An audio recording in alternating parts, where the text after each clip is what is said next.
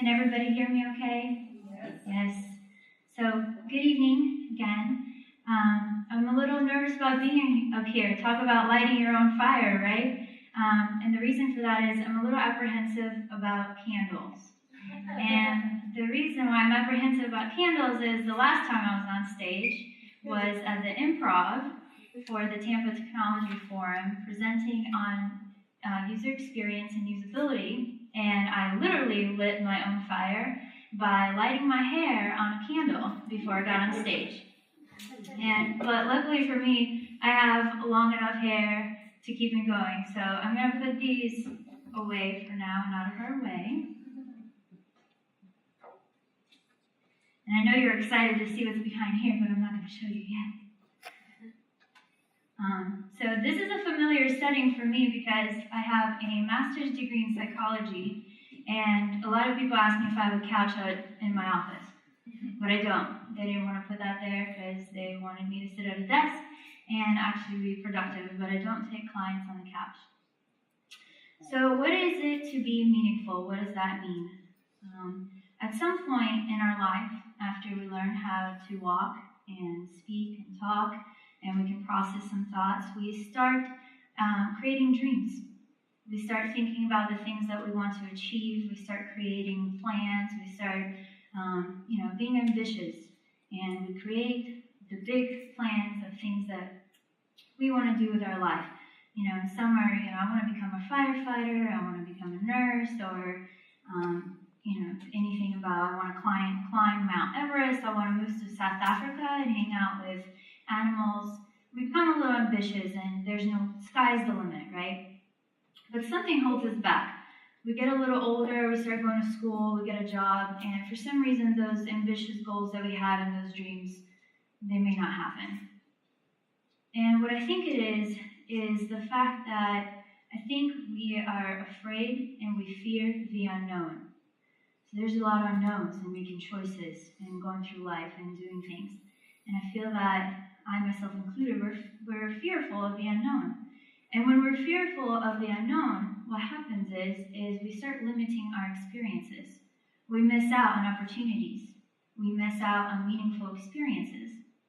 And experiences are important because they build our life. They build who we are. Experiences are what create meaning in our life. And experiences guide, what eventually becomes our passion, or what we define our purpose to be. And maybe we want to start a startup or an entrepreneur, or we want to become an entrepreneur and be innovative. Experiences all lead to that. And you find meaning by doing. You don't find meaning by sitting back. So what being meaningful means, it means moving forward. It means taking risks and seeking opportunities. And that's what we're going to talk about today. So I'll start with the first story, and that is in summer 2010, my aunt called me, and I was sitting on my desk. I was an office manager, and I took the call, and she asks me, "Hey, do you want to go to South Africa for 3 weeks?" And the normal people would be like, "Yeah, I'm going, sign me up." And the not so much of a risk taker of me, I said, "Wow, that sounds really cool. I'm going to have to ask my manager if I can take off, and I'll get back to you." And my aunt just laughed at me. She thought it was a joke. She's like, "Are you kidding me?" She's like, "You're going." So I asked my manager, and it turns out my manager laughed at me as well. I guess I shouldn't have been even wondering about those things and should have just left my job. But we went to South Africa. We actually traveled to Johannesburg first, and we spent some time riding around in the open jeeps and looking at animals, being this far away from elephants and tigers. And my favorite part is hugging lions and baby tigers. And I have a huge poster printed out in my house of me hugging a little cub. If that wasn't scary enough, after that we went to Zambia. And in Zambia, there's this beautiful waterfall. It's called Victoria Falls. And Victoria Falls there's a bridge that connects between Zambia and Zimbabwe, and the Victoria Falls runs in the middle. And on this bridge, there's bungee jumping. So my aunt asked, "Are you going to go bungee jumping with me?" And I said, "I don't know, I'll do it if you do it." And she said, "Well, of course I'll do it with you. We're here to do everything together." So we go to the bungee jumping area on that bridge, and one of the scariest part was actually leaving the hotel grounds. We were in Zambia, which means we had to walk on foot and cross into Zimbabwe to get to that bridge, and walk next to baboons next to us, which if you've never walked next to a baboon, is terrifying because those monkeys are crazy. They will rip your face off. It's not even funny. So these monkeys are walking next to us. We walk out onto that bridge, and there's people there gathered. And most of the people there are watchers. They're observers. Not many of them are taking the dive off of this bridge to do the bungee jumping. And there's two different bungee jumping, and I'll show you images of both of them. And so we're standing there, and you see this fence, and it just has these ropes hanging on it, and there's people running around doing their job. And so they asked us if we wanted to do it, and we committed. We said, yes, we'll do the bungee jumping.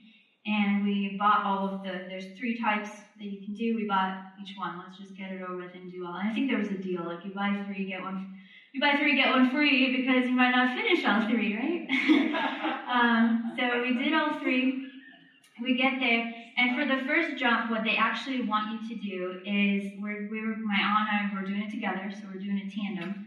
So what they do is they put you together next to each other, and they take towels and wrap them around your ankles individually first.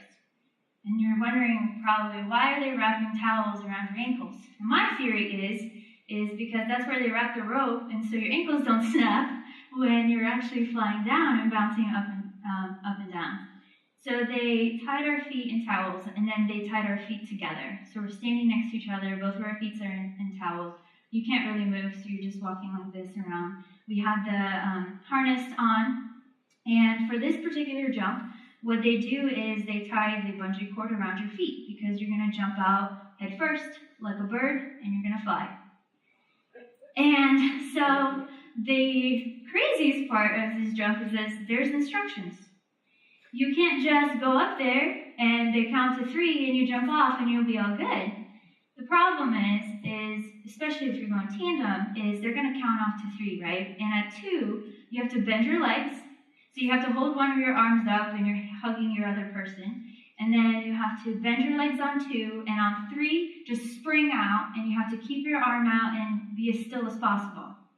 And this is important for many reasons, because if your partner doesn't do it with you on time, one of you is going to fall first and going to grab the other person, which makes you swirl out of control.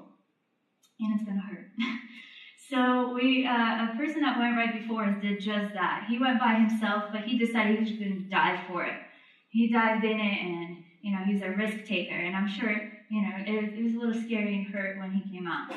So my aunt and I, there's even a picture of us just looking at each other, strategizing, being like, probably discussing, like, you better on 2, bend your legs, and then on 3, you better take off and dive out like a bird. So I will show you the picture that they took of us when we finally took our jump.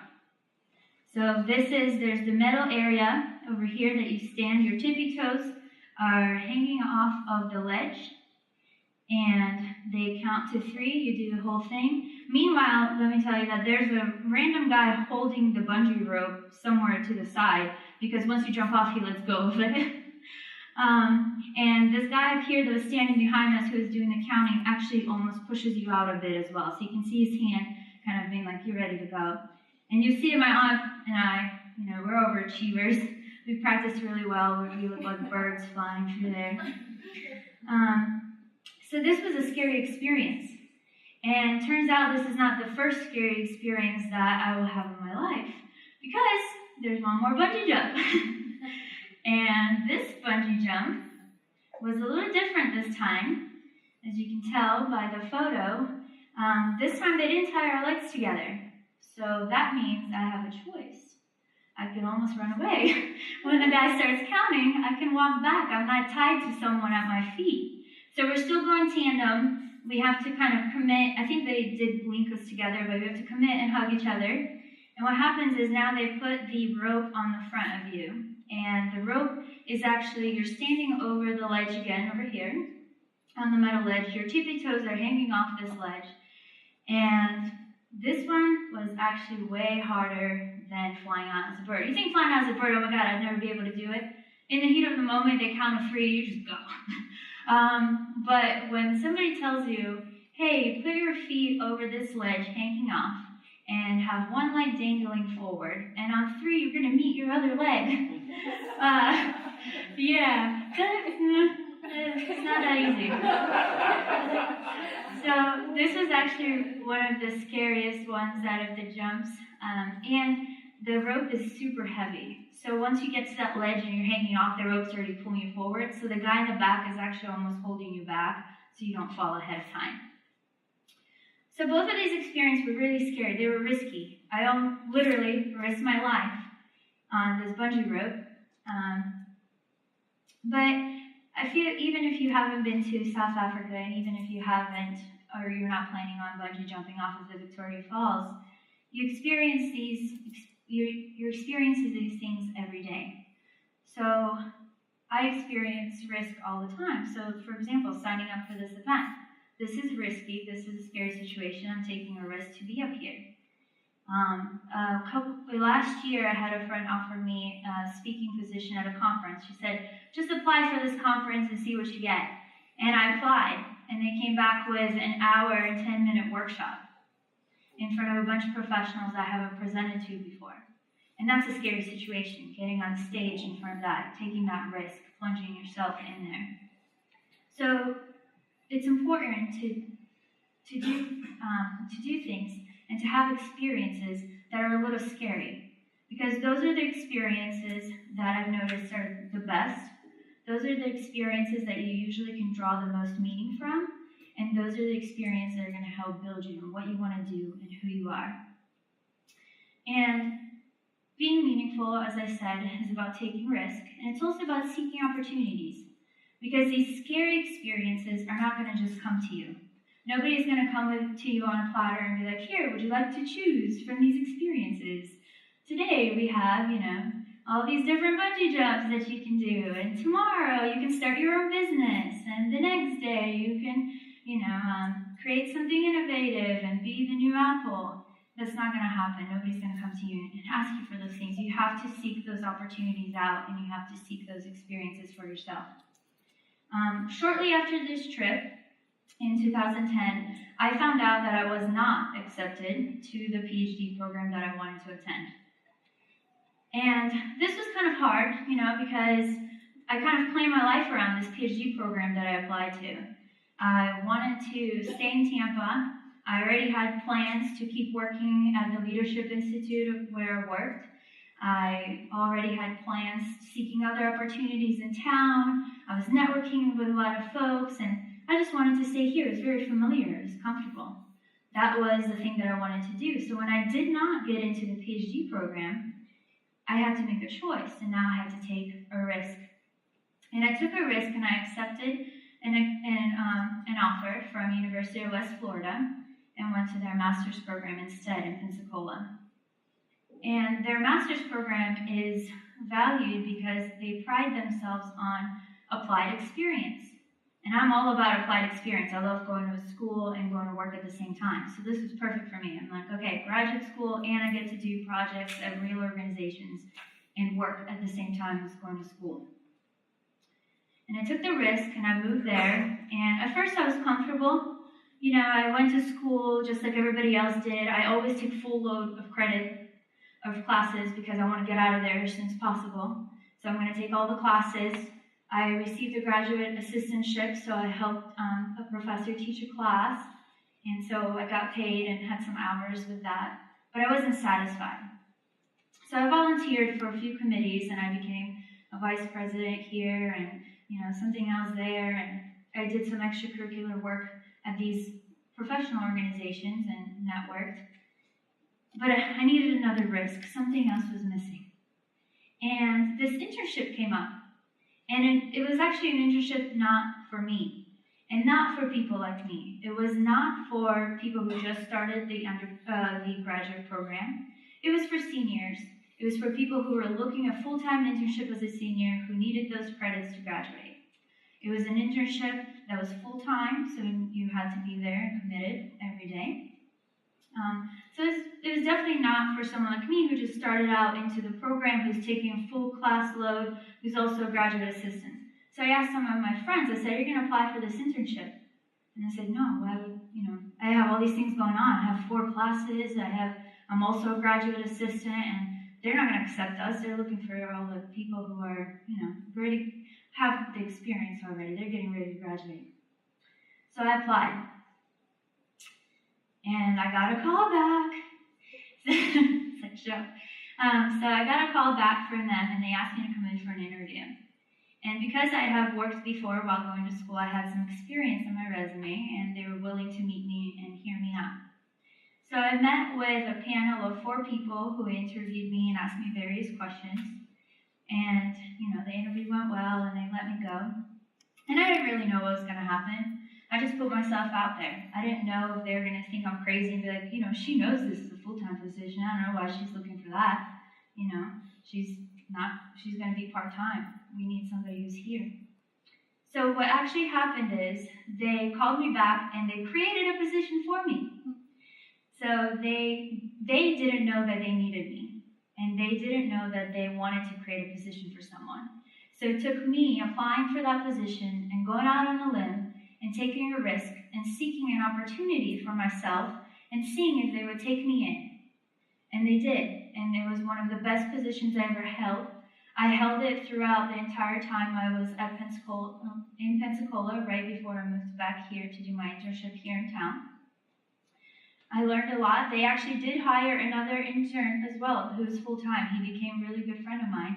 And he completed the internship that they originally created, that he applied for.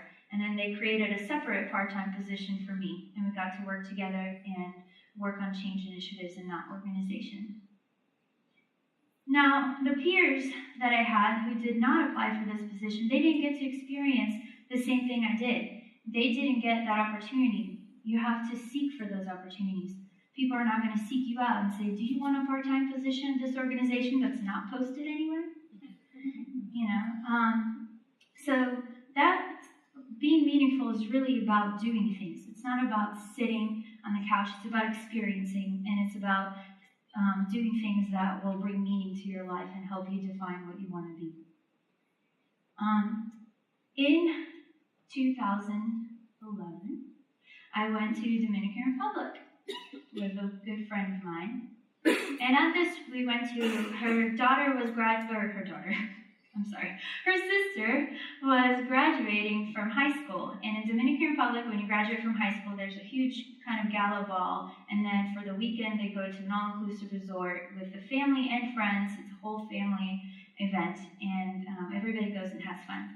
So we went to Punta Cana, and we went on the beach to an all-inclusive resort. Everybody's going to the pool, everybody's going to the beach, they're boating, swimming. There's a couple disco places at the resort at the end. It's a lot of fun. But the one thing that they had that stood out from any other resort that I've ever been to is a trapeze. So has anyone here ever been on a trapeze in their life? There's 1 person. 2? Wow, that's great. So this was my first time on a trapeze.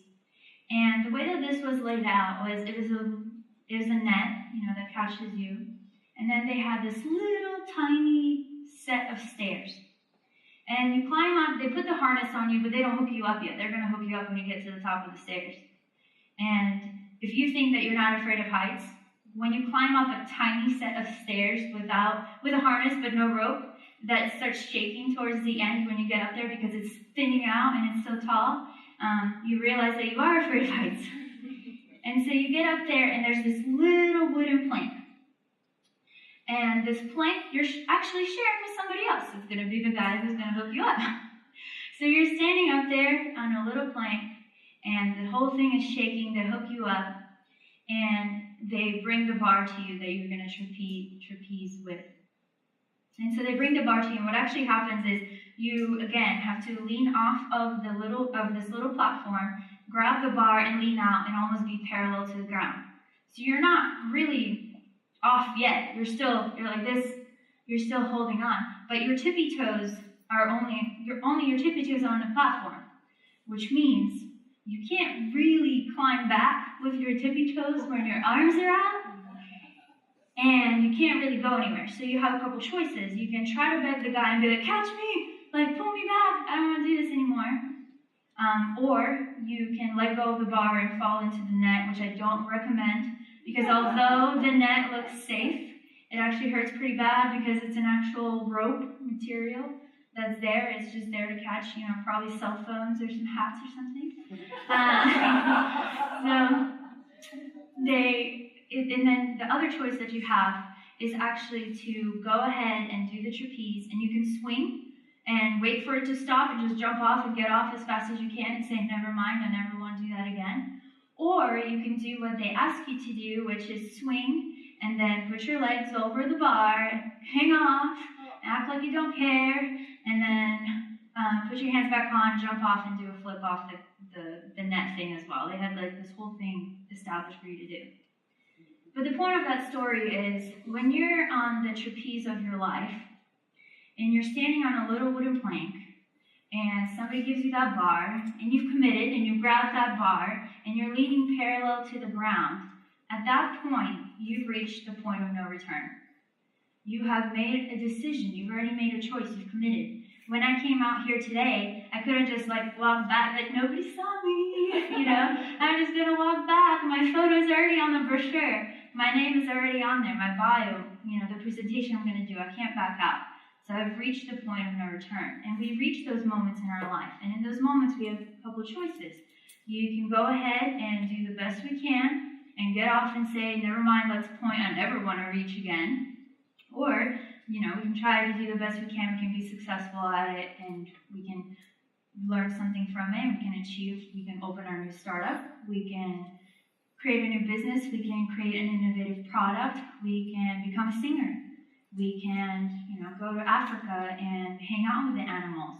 We can do all those things and the dreams that we had in the beginning. So meaningful, and being meaningful in many aspects of your life, is all about, taking risks, just like what I've talked about. It's about seeking opportunities, because those opportunities are not going to just come to you. And it's about moving forward. The number one worst thing that I feel like I can do is be in the same place next year. If I'm not moving forward, then I'm not learning, I'm not experiencing, and I'm not being meaningful. So in 1999, my family took a risk. My family stepped into the unknown. My parents got my brother and I, and we moved to the United States from Russia. We said goodbye to our friends. We said goodbye to our family. My brother and I left our schools. We left our house there. We left our grandparents there and other family. We left our cat there. I was super upset. I love my cat. So we left my cat with my grandparents, and we left all of the things that we're familiar with. We left all of the things that were known, and we moved to the United States. We stepped into the unknown. And when we moved here, we reached the point of no return. So now you can either be successful or you can fail. And because my parents were not afraid to step into the unknown and take that risk, is why I'm here today and I'm able to share my experiences with you. So when you leave here today, you have a choice. What experiences are you going to seek moving forward? Thank you.